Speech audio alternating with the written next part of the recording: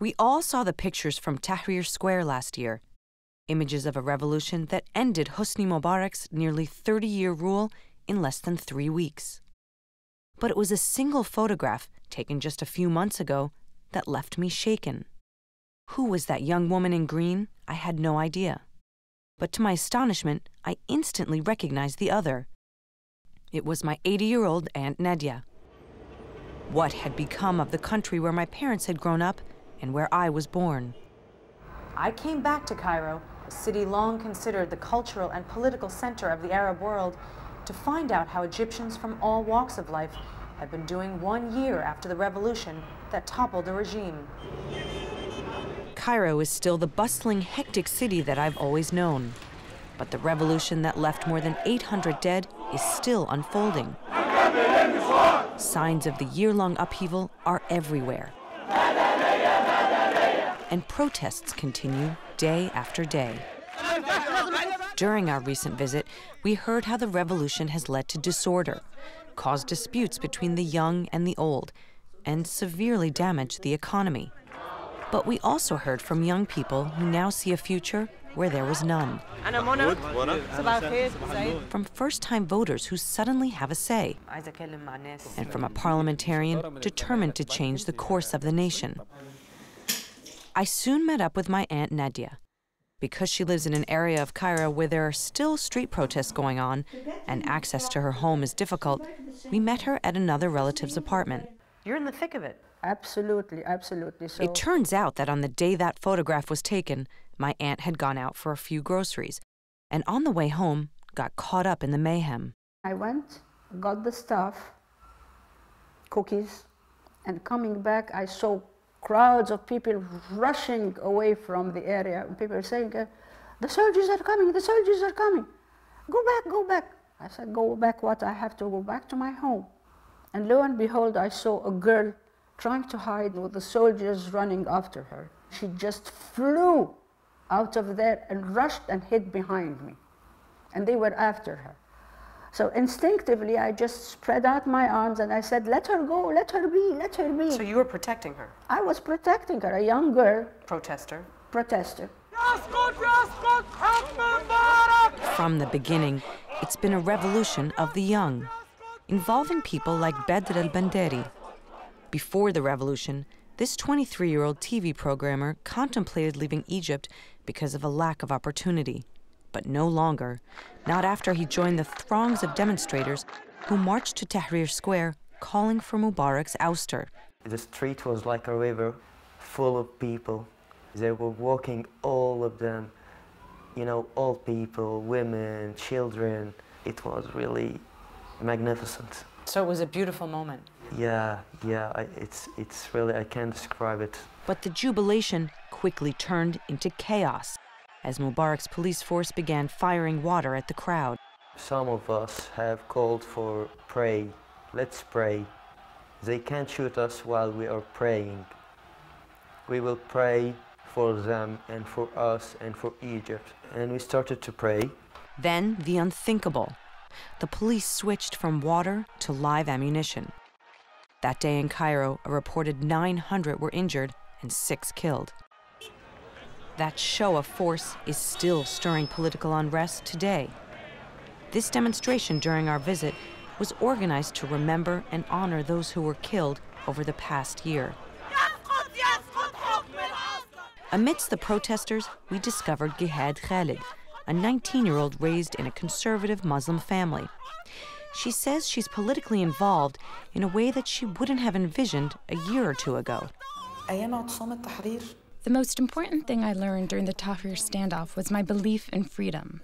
What has changed within me is the idea that I must stand up for what I believe in. This university student has joined a new political party, one of many that has sprung up since Mubarak's ouster. Their biggest grievance? The military regime that succeeded him still hasn't handed over power to a democratically elected civilian government. What is happening here today? We need to make a real revolution. Our revolution is not complete yet. We are here today to complete our revolution. Despite her parents' objections, Gihad is out on the streets, marching alongside men. My parents, perhaps, think that I'm a bit too open-minded, and maybe that I may not be very level-headed, especially because I already view myself as an equal to men. Over the past year, women have played an important role in the revolution, protesting with as much passion as their male counterparts. In many ways, they defy traditional expectations of a woman's role in Arab society. 1 year later, are you satisfied? We certainly have not achieved everything we wanted to achieve. However, we can't say that we've accomplished nothing. We did. We held true elections for the first time in our lives. Starting in November, 10 months after Mubarak's fall, more than 27 million Egyptians went to the polls for the nation's first free parliamentary elections in decades. But the new Egypt still has no new constitution. The parliament's powers aren't clearly defined, and long-delayed presidential elections are still months away, leaving the military council in charge. Still, on January 23rd, throngs of people turned out to celebrate as the new parliamentarians were seated. We were there, and the scene was nothing short of euphoric. As each parliament member walks in, he's literally greeted with flowers, and people are chanting "Long live Egypt" and all kinds of sort of pep. It's sort of like a pep rally for all of these new members. But greater democracy in Egypt has brought greater uncertainty for the United States. Its longtime ally, Hosni Mubarak, is gone, and there are now questions about Egypt's stance toward Israel.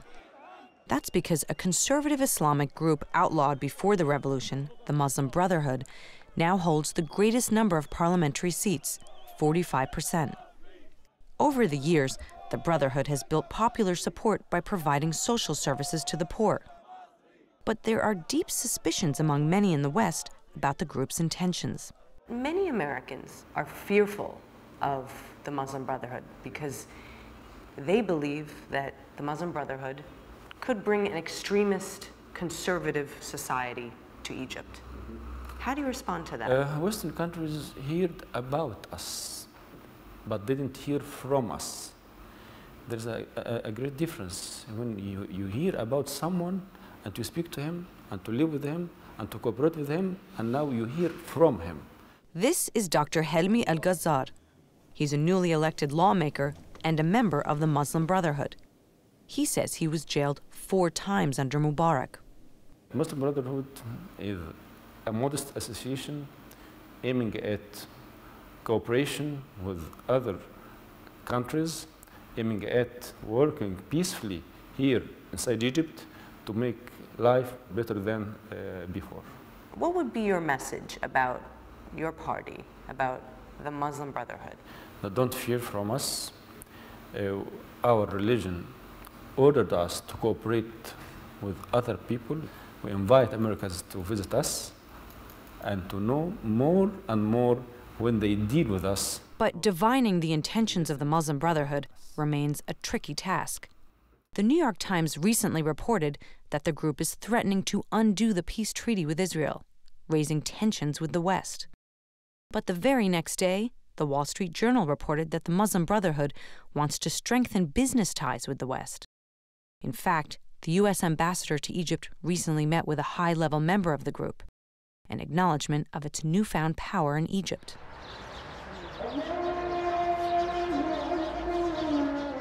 The political power is clearly shifting, but have the lives of ordinary Egyptians changed?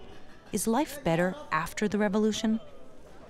My friend Hani suggested I speak to his family's driver to find out what average Egyptians think about the new Egypt. Mahmoud Bassiouni has been working as a driver for 12 years. We met the two of them outside Hani's apartment in an upper-class neighborhood, then drove about a half an hour to Mahmoud's home in a lower-middle-class area near the Great Pyramids of Giza. Like the majority of Egypt's nearly 84 million citizens, Mahmoud and his wife are devout Muslims. They live in this 2-bedroom apartment with their 2 sons, Omar and Mahmoud Jr. He tells us that even after the revolution, life is hard. He and his neighbors have to get by without basic necessities. Sewage service is still not available in all areas. Then electricity. People are still struggling from the lack of electricity in their homes. Even though he's already 35, Mahmoud only voted for the first time last November in the parliamentary elections. He and his wife Iman both hope that change will come now that the people are getting their say. No matter how bad it gets, it still will not be worse than the past 30 years. She wants the new leader of Egypt, whoever he turns out to be, to pay much closer attention to the hardships Egyptians endure. The day we visited them, sewage water was coming out of their faucets. I would like for the person taking over to realize that within these poorer neighborhoods, there are human beings living here. And because we are the middle class, or lower, doesn't mean that we are not human beings. We are built the same. We have the same blood and bones. I want the new leader to visit these neighborhoods and find out what the people's concerns are. This problem wouldn't happen in any other neighborhood, but we here are below zero, as they say. I hope that the new government or the new president, when elected, will have a better plan, God willing. But can the new government satisfy all the people when they're so divided about the future of the nation? Mahmoud cast his ballot for the Noor Party, which is even more conservative than the Muslim Brotherhood. They espouse a strict interpretation of Islam called Salafism. What is it that you like that they're saying? What speaks to you? What I like about them is their commitment to worship, their humane interactions with others, a woman's commitment to the hijab and the ideology of Islam. The Salafis won nearly a quarter of the seats in parliament, shocking liberal-minded Egyptians and the West. Some Salafis have insisted that all women wear the veil, that alcohol should be banned, and that Christians should pay a special tax for being Christian. When I chose the Noor Party, I did not agree with all their ideas. The point you mentioned, for example, that a Christian brother would be considered a second-class citizen, certainly not. We are all brothers in this country, and we have lived together for centuries. Mahmoud may not agree with all of the Salafis' controversial edicts, but the party has successfully tapped into widespread resentment about income inequality and squalid living conditions. The cost of food is also a big concern. Rising global food prices and increased instability have driven prices up in Egypt. We joined the Bassiouni family on a trip to the local market. When you go shopping for basic needs, does it seem like the prices have gone up? Yes, very much so. They don't equate. Following the revolution, the prices should be balanced. There should be a balance between the cost of living and salaries. There is no balance. As we started to walk through the market, some local residents started to question what we were doing there. I don't think this guy's happy we're filming, so they're trying to just explain to him that we're doing a film about Egypt. And there's always been suspicion when a camera's pulled out in poor areas like this. But these days, rumors of foreign agents trying to sabotage Egyptian society are rampant. Anti-American rhetoric is on the rise. Since our cameraman and producer is American, we got an earful. I don't want you to film anything that makes the country look bad. So we just said you're a cameraman, because they said you look foreign. I said he's just a cameraman, but we're all Egyptian. It wasn't worth putting Mahmoud and his family in an uncomfortable position, so we packed up and left. In this city of 18 million, I kept hearing that the political instability that's lasted more than a year now has had a devastating effect on the economy. At the suggestion of our local Egyptian producer, Amina Ismail, we headed to Khan el-Khalili, Cairo's biggest bazaar. I've been coming here all my life, and it's normally a huge tourist destination, always packed with foreigners haggling for good deals on souvenirs. But not tonight. There we met Amina's father, Ali Wafi Ismail Ali, who sells rugs. How has the revolution affected your business? I mean, you're in the middle of the most touristic bazaar in the world. Of course, no tourists will enter to the market, to enter to Egypt, the whole Egypt, to buy things or to visit Egypt while there is a revolution. So is your business hurting right now? Yes, it's damaged. How damaged? Completely. Come walk in the street, tell me how this is a place for tourists. Tell me how many tourists you'll see in the street. None. Tourism has long been a pillar of the Egyptian economy, bringing in billions each year. But since the revolution, revenue from tourism dropped a staggering 30%. Ali tells us that business has gotten so bad that he's been paying his employees' salaries out of his own pocket. But there's something else that concerns him much more deeply: his daughter's safety. And for good reason. Her work as a journalist often puts her in the middle of the mayhem. He thinks I'm crazy.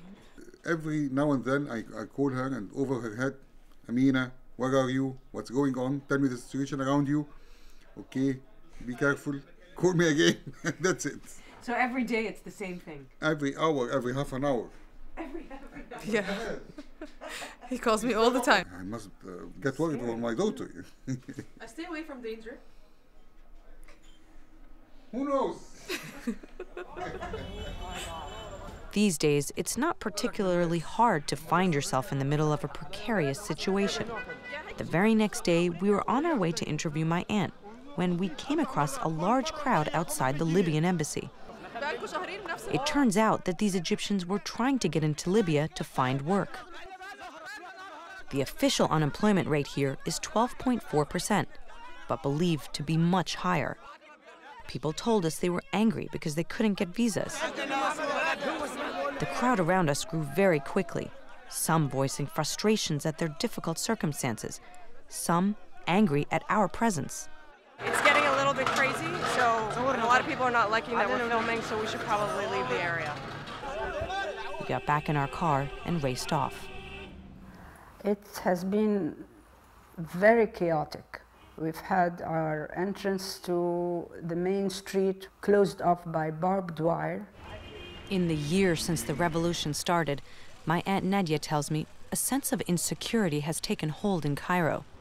In fact, everyone we met told us crime has gone up and that order has broken down. One example, for centuries, Egypt's 10% Coptic Christian minority, including my aunt, lived mostly peacefully alongside Muslims. But in the power vacuum that followed the revolution, Christians have been attacked, and 26 of them were killed in one violent clash with soldiers. I'm reading about the churches being burnt or attempting to burn them. I'm talking about people not wanting to even shake hands with a Christian. Now, with hardline Islamic groups like the Salafis gaining strength, my aunt is worried about the future for Christians in Egypt. What is your concern? My concern? To be a second-rate citizen. All this probably explains why my aunt actually supports military rule for now. And she tells me there's more to the story of what happened the day this photo was taken. After she and the young protester fell to the ground, my aunt says she scolded the soldiers, telling them to leave her and the young woman alone. That's when this second photo was taken. It ended up in an Egyptian newspaper. And they stopped immediately, and they helped me get up, and they let the girl go. What happened to her after this, I have no idea, but she was supposed to have been going home. Now she longs for the security of the past. Give the people who are in charge now the benefit of the doubt. I want Egypt to stand on its feet. I want Egypt to stand proud. So you're saying, okay, let's trust the military, let's take them for their word that they're going to leave June 30th. Yes. Give time to the country to recover from what it has gone through. That's not a popular sentiment among young Egyptians, like our own local producer, Amina, who wants much faster change. She couldn't help but interrupt. Why would we trust them? What guarantees that they will handle power within those few months? There's nothing to guarantee. Okay. There's nothing guaranteed. Okay. No guarantee.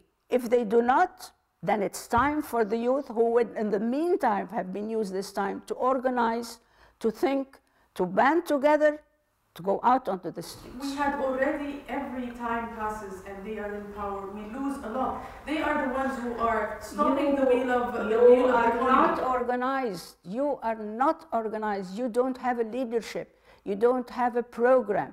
You have nothing but laying in the streets, shouting and throwing stones and throwing Molotov cocktails, which hurt you and hurt them. We don't throw stones. This is chaotic.